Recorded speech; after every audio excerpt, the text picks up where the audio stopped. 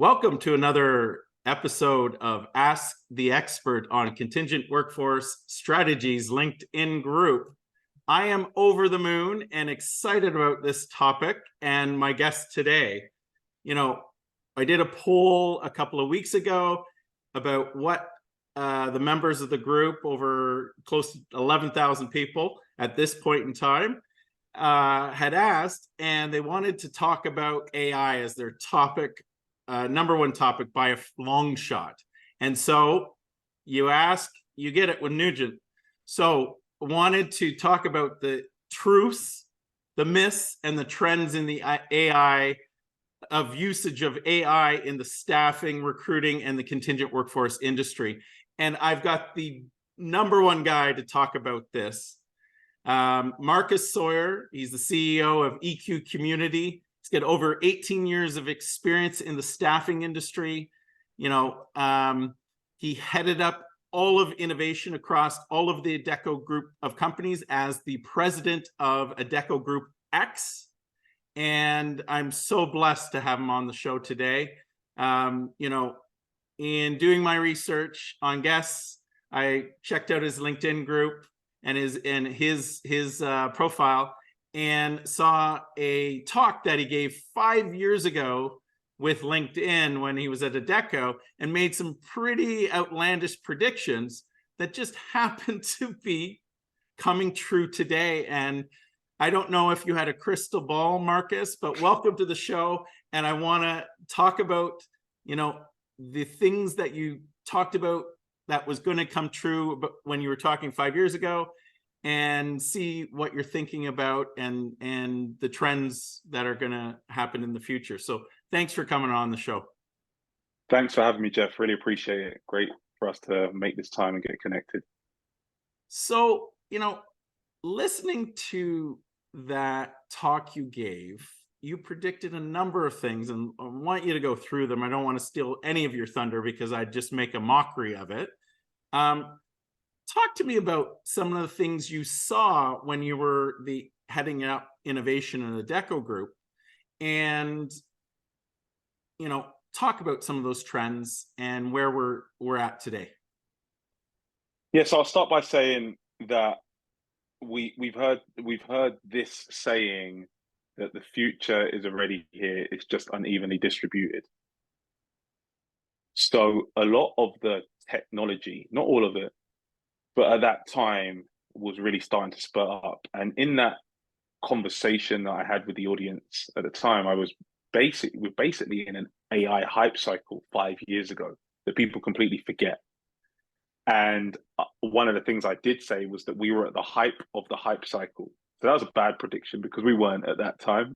It's more hype now. Yeah. So it was really, you're starting to see shoots of these technologies come up. And we were experimenting with this in our organization at the time, really where we had high frequency, high volume positions, because we were placing a lot of talent across the Adecco group. And we were really trying to ensure that the candidate experience was optimized. And that was one of the areas. And that was in chatbots. There were a few chatbots that came up at that time. So there was this peak of chatbots. And just at a high level, what I started to notice was the more and more conversations I had, not with a chatbot, but with people at the time that were building the chatbots, I found that there was going to be this dawn of being able to evolve this chatbot with more and more information and data and insights. And at that time, it was about building out those workflows and those processes down to what you thought would happen in your recruitment process to give the candidate a better experience. Slightly different now because the large language models have that knowledge of what a recruitment experience should look like, but what they don't have is the nuance around the role, the conversation that you might need to have. And that, I think that's really the race that everybody's starting to spend time on. How do we let AI not only support what we're currently doing, but take me into a new direction that I didn't know was possible? So when you talk about the customization to those chatbots and the nuances, like, you want to humanize it too, right? Because you don't want to be feeling like you're talking to a chat bot. You want to be feeling like you're actually talking to someone else on the other side of that chat, almost like if you were having a conversation over text, right? And make it more human. So like, what are some of the things that you're seeing with that, and how they're cut some of the leading edge work that's being done to create more of a human touch there? Is it like Yeah. looking at emotions, empathy, things like that? Yeah. So I'll answer that question, but I'll also make a comment, because you said that you want to have the feel that you're speaking to a human, and I'm not sure you actually do. I think that you just want to get what you want to get done really quickly and really effectively as the consumer. So when you're even in all of these products that have been successfully using AI outside of our industry, and I'll name a few because I have no ties to any of them, but like if we take Amazon, we take Netflix, we take Uber, it's about recommendations and providing you the right recommendations at the right time and a personalized experience. So I think what people want are personalized experiences, irrespective of if a human is providing that or an AI is providing that. It's a brilliant way to just to say it, right? It really is about what's in it for me and the personalized experience. And in the past, it was always through human kind of interaction that you get to that solution. Now the technology is getting smart enough to personalize that, right? So Yeah. amazing. And I think that's where a lot of the innovation comes from, because even in the dot-com bust, what was happening is there were a lot of offline businesses that then just said, okay, I'll have the same business and I'll bring it online. And that failed. Yeah. But there were some that were really inherently looking at new ways to leverage the internet as a way to create a pure play e-commerce business. And those companies actually done really well because they weren't trying to lift and shift into a different environment, a different ground. You will not be a recruiter trying to replace a recruiter. Yeah. And again, these conversations are happening more and more. It's not about the replacement of recruiters per se. It's an evolution of their jobs, absolutely. And it's about the recruiters that know how to leverage AI, or staffing industry companies that know how to leverage AI in the right part in the workflow, there where they think they can either help them save an enormous amount of time or add a significant amount of value to their users. Yeah.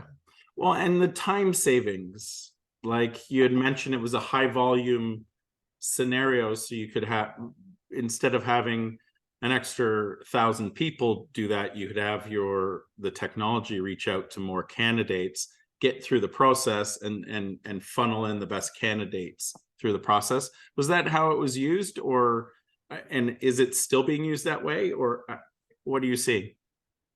Yeah. So, and going back to the question that you'd asked before about the customization Yeah.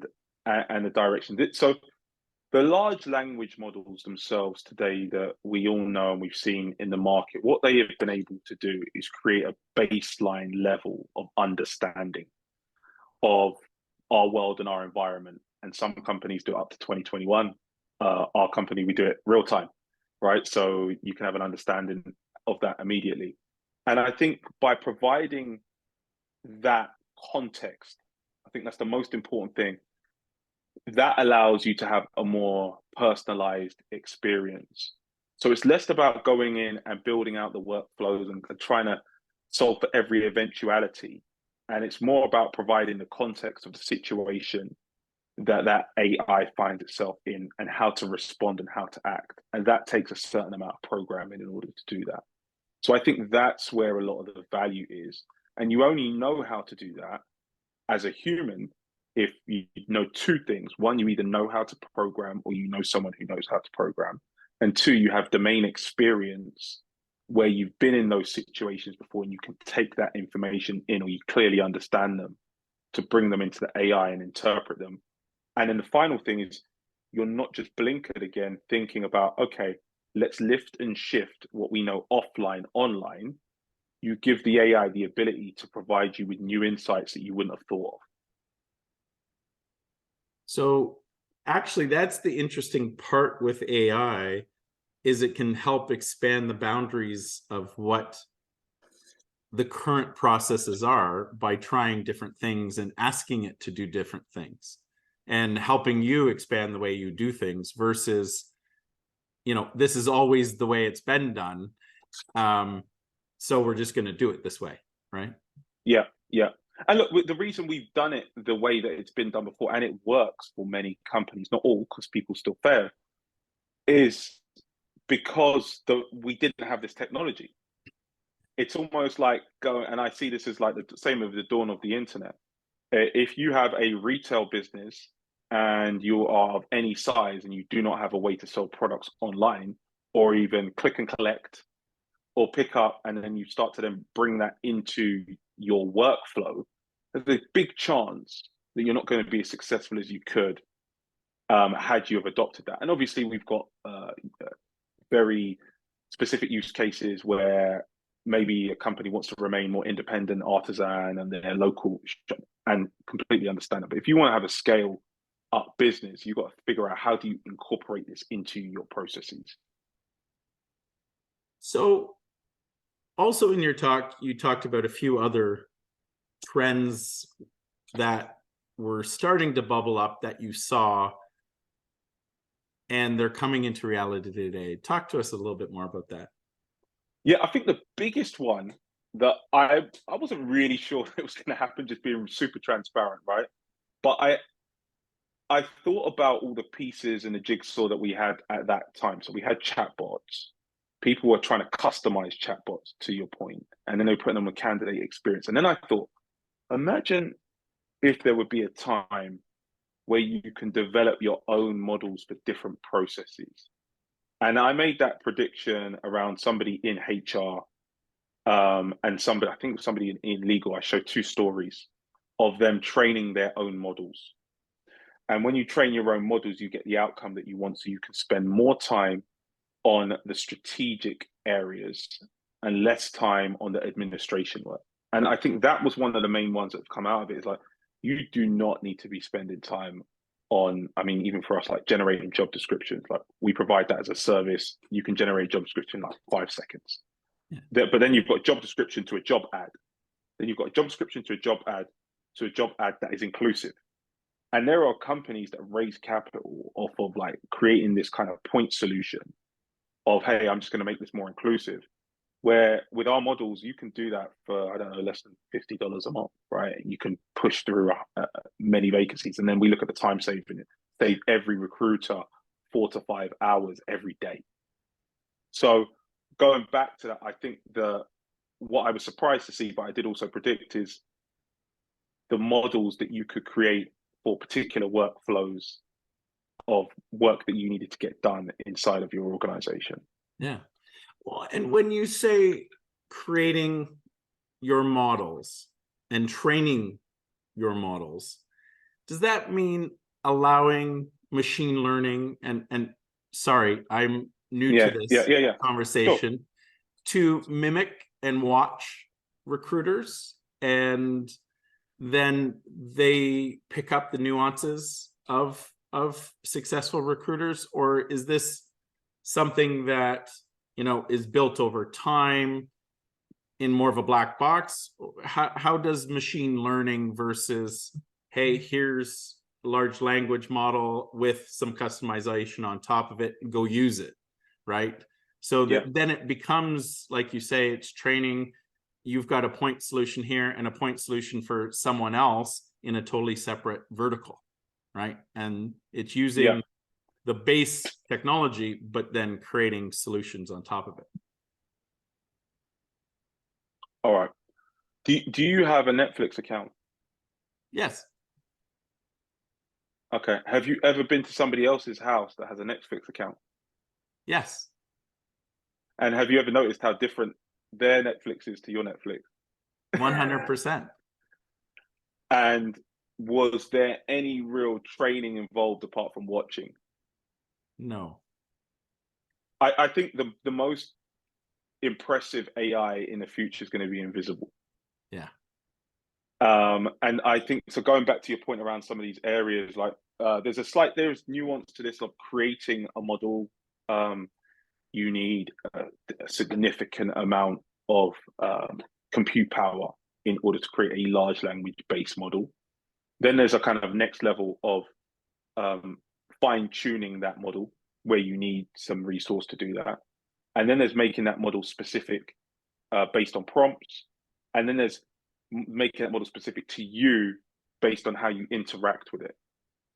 And the more and more you interact with something, the more and more it will start to evolve into what you would like it to be, dependent on the guardrails that have been put on at the start, at kind of the baseline level as well.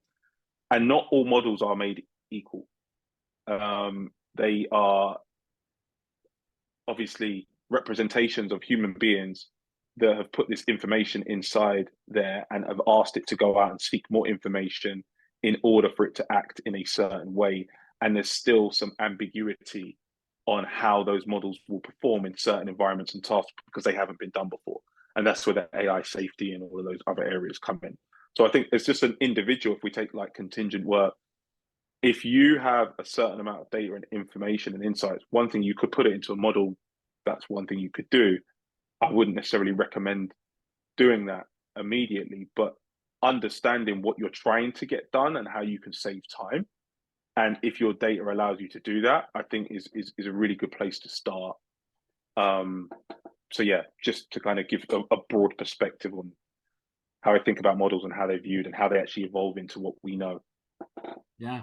And really this is to eventually, save so much time that you can focus on kind of the value add as well. So the monotonous day-to-day things start to just, you only have to do a little bit of work to get the results that in the past would have been manual processes that really didn't provide value to getting to the shortlisted candidates, potentially dealing with closing candidates and making sure they're signing up and have that really good user experience throughout the process. So, the technology seems, in what you're saying and what you're predicting and seeing, is it's there to help complement the process, not totally replace the process. No, I don't think it totally replaced, but I do think there's a couple of nuances to that. And one is that I think it might be less for companies doing a little bit of work and more. If your output was 10 placements, it should be 20 now. Yeah. And that's where you start to see the efficiency play with companies that are obviously scaling down in some areas. And they think if you invest in a data scientist, you might get a higher output, and probably not a data scientist, but a data engineer than you might do with 3 or 4 more marketing people, because they can help leverage the information that you've already learned, so you don't do the same thing over and over again. So I think that's something to consider. The other as well is I do think that jobs will evolve, and we may still call them recruiting roles, but the actual role itself could change significantly. And part of that, my idea on the world that I'm trying to build for us, is you spend more time speaking to candidates and meeting with clients. And then everything else on the back end just gets taken care of. So you can do that and understand the nuance, and then have this way of being able to work with the AI to help you get more from less. And then there were just like pure kind of in plain simple, like, look, when we first started our business, there were some people that we hired to help us with communications and do that. If you think of that process, what I do now is I have to brief someone on what's the communication. And then I get it back, and then I might have to put some edits in, and then I have to wait for them to come back and I can do that within 1 minute now. Yeah. So I think those jobs are probably not going to be the jobs that you'd recommend that your niece, nephew, or son or daughter goes to college to study for in the future, because they can just be done better and faster and more effective. And I think also, and the other thing I would say is that there's going to be a higher premium on critical thinking and also editors. editors, people that have maybe been in that world, know how to write an amazing story and can reason with the AI and say, look, that doesn't really look right. Yeah. This is what I think it would be. And then you can go that back and forth there. Yeah, no, and I totally hear you on the critical thinking skill set, right? So the day-to-day writing will get done, but making sure that it fits the context, it's correct, etc., is going to be definitely something that will be invaluable in interacting with the technology, right? Don't be afraid of using the technology to your benefit. It's how you interact and utilize it is the important side of it. What other things that you predicted a while back that you're seeing come true, or what are you working on now within the community, EQ community? I'm always fascinated by our conversations. I always learn incredible amount. I always feel a little bit like, you know, I don't know, not very smart when it comes to the stuff that you're always ahead on. But hey, I'm here asking you the questions so you could teach us, right? So maybe I'm not machine learning, I'm just Jeff learning, but it's awesome. So what are you guys working on now? And were there any other things that you predicted for that you're starting to see come true or will be coming true? Or what are you working on now? Yeah, so going back to the conversation around critical thinking, one of the things I did, a thought that I've always had in a prediction. I think the two most important skills, and it's probably a third one that I had for human beings, are going to be critical thinking and empathy. And I think that in our industry, we have that in spades, actually. So I think we shouldn't be afraid for our roles to evolve. And so therefore, with empathy, obviously, EQ stands for emotional intelligence. People always ask, why is it not EI, but it's emotional quotation, which is why I called our company EQ when I set up 3 years ago. So I think that's the most important skill. And so I worked on a baseline level of building a community first. We now have another part which is more focused on technology called EQ app. So you go to eq.app, and our first release of a major product is EQ GPT. And EQ GPT is focused on really helping all of the recruiting industry get to what I call zero admin. So removing the administration process for things like generating inclusive job descriptions, inclusive job ads, also making sure that you've got great questions for intake meetings. You can get all of the answers that you want from hiring managers, removing a lot of the time it takes to generate assessments to figure out who people are at certain points. So all of these point solutions that you see, we've bundled that into one interface, which you can have a conversation with. We've trained and then refined our models in a way that we consider to be inclusive, because that was a core to what we do, to make sure the roles are non-gendered, they're non-racist, they have exactly what you need in order to be a compliant organization. And then giving recruiters the tools that they need to move really fast. So it's a time-saving play, and that's where we're starting today. And the mission is I want to ensure that we have a hand in matching every single job to every single person on the planet. It's interesting because I've run through the app with you, and it's fascinating how quick you can get through all of the steps of what used to be a very manual process, plus had to have years of experience to be comfortable with building these things or doing these in your workflow processes. So it's pretty fascinating. Who are the users of the EQ GPT? Yeah, so at the moment, it's been individual recruiters and then some larger enterprises that we partner with. Some of the larger enterprises that we're starting to partner with, they want us to help them with their information and data to create their own environments where we can help them scale. But we literally took an approach of PLG, product-led growth, which allows someone to go on, they can sign up, they can get a free trial for 7 days, and then they pay anywhere between $50 and $100, and I'm going to try and get that price as low as possible.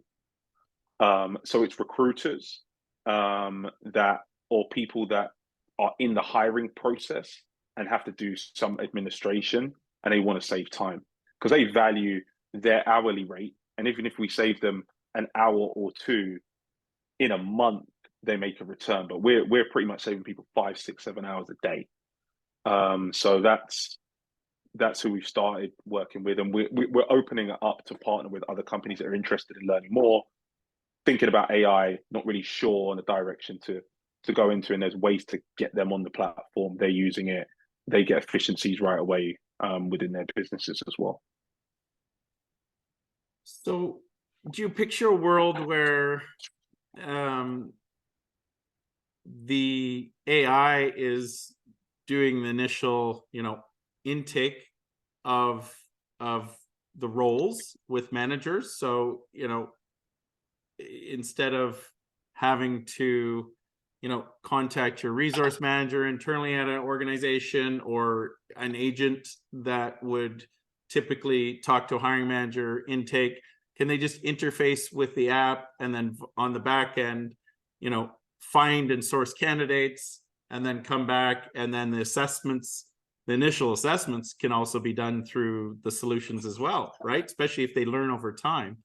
Do you picture a world there? And then is it more of a, hey, you've got a screen as a recruiter today of all the jobs you're working on and see where things are in the process, and you're just jumping in to keep moving things along here and there? What do you see? Yeah, so that story that you have depicted is very much a story of customer success now, where you have customer success agents, and they'll get inbound on their website or different places, and they have a screen that AI starts, and if there's a problem, they take it over. I think it depends on the type of role and position that you're working on. I think if you go to the more senior headhunted positions, I think where we add value, or where I see it, is market intelligence.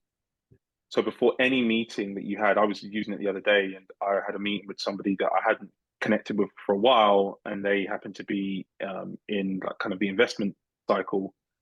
And I'd asked, who is this person? Tell me who it is. What deals have they worked on? Gave me a list of all the deals they worked on, start some conversation starters. So I think for sales, I think each part of the process, and in the UK, which is obviously different from here, where I'm in the US, they run a 360 desk versus a 180. Yeah. So there's so many balls that they're juggling. And I think that those sole traders, individuals, can be a lot more effective. On the initial recruiting side, the other thing that we haven't touched on so much, because I'm talking about text-based recruiting. Yeah. Where it starts to get really interesting is multimodal, right? Voice, text, video. And there are some companies right now that are doing just what you're saying. They're recording discussions, as we saw on Zoom just here, right? You can record discussion. You could then get your brief. You could then take that brief and then push it into an area. But I think where the magic starts to happen is where this all syncs up, to your point. And you're pretty much just pressing a button. Things start to automate. You come into play when you're required. And I've got some ideas on how that might happen, but I'd rather build it and show people than talk about it too much. For sure. So, this has been fascinating, and I think we could talk even further and further and further. But to kind of wrap it up, like, if you sounded like me and somewhat naive, I've played with it, but naive to, and a little bit nervous about utilization of AI, where do you start? And how can you start to put the steps in place to start to utilize AI more in your day-to-day, and then progress in that journey, because it's here to stay, and I believe it's transformational, but where do you start, right, is what a lot of people are probably asking. So I'll do the sales pitch first, and then I'll tell you the other part second. So you got to hear the sales pitch first. We can help any individual that's interested in learning about AI. Join EQ.app, EQGPT. Come do a free trial. We'll do an onboarding. We'll explain to you how it works. We have guides in there on every single thing that you can use the AI for. That's kind of the sales pitch, the end part. But what you want to do first, before you even come to us or you have it, is just map out your day and your team's days and figure out how much admin are you doing and where is that admin take place, whether it's email conversations, it's generating job descriptions, writing assessments, it's having conversations, and start to figure out if you took that away, how more productive could you be or could your teams be? And I think based on that, that's where you would start, right? Like, where are you really spending the most of your time? Where you want to be spending your time? I believe most recruiters and salespeople want to be speaking to customers or candidates. For sure. Like that's really where I think the value is. So think about what is stopping you from doing all of those things. Maybe it's generating terms and legal agreements because you're kind of a small shop and you've got to go back and forth with that. And there are tools that also do that as well, not just our tool. And we can support on that as well. So I think looking where are the big chunks of admin in your day and trying to cut them out. Fat, free recruiting. Yeah. No, it makes so much sense. And, you know, I have a feeling there's going to be a part 2 to this, Marcus. As always, it's amazing bumping into you at conferences and having these conversations, but I can't thank you enough for taking the time out of your day to talk to me about, you know, the truths, some of the myths, the predictions and trends within the AI space. It's fascinating and will continue to become more fascinating as we move forward. So thanks again. Thanks for having me, Jeff. Really appreciate the time. And also, yeah, you're doing a great job by keeping the community together. And I think this is really, really well needed in the industry. So thanks for having me.